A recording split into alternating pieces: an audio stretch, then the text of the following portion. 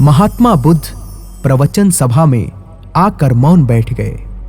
शिष्य समुदाय उनके इस मौन के कारण चिंतित हुए कि कहीं वे अस्वस्थ तो नहीं हैं। आखिर एक शिष्य ने पूछ ही लिया, भंते, आप आज इस तरह मौन क्यों हैं? वे नहीं बोले तो दूसरे शिष्य ने फिर पूछा, गुरुदेव, आप स्वस्थ तो हैं? बुद्ध फिर भी मौन ही बैठे रहे।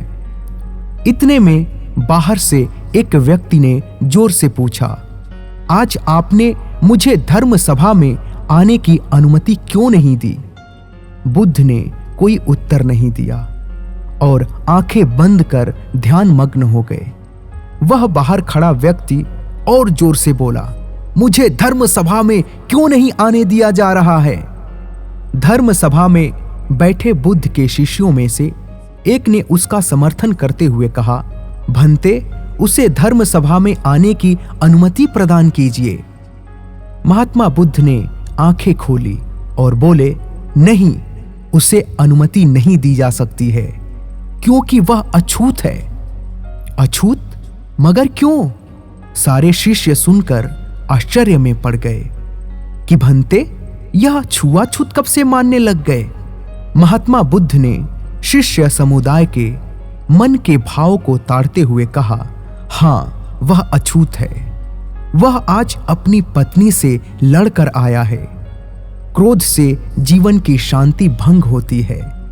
क्रोधी व्यक्ति मानसिक हिंसा करता है। इस क्रोध के कारण ही शारीरिक हिंसा होती है।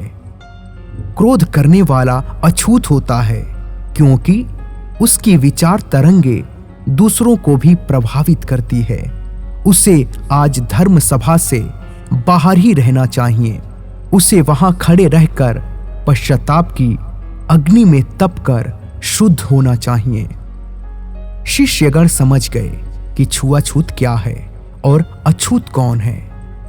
उस व्यक्ति को भी बहुत पश्चाताप हुआ। उसने कभी भी क्रोध न करने का प्रण लिया। बुद्ध ने उसे धर्म सभा में आने की अनुमति प्रदान की। दोस्तों, आशा करता हूं कि इस छोटी सी कहानी से आपको एक बहुत ही बड़ी सीख मिली होगी। इस कहानी को आगे भी शेयर कीजिए। धन्यवाद।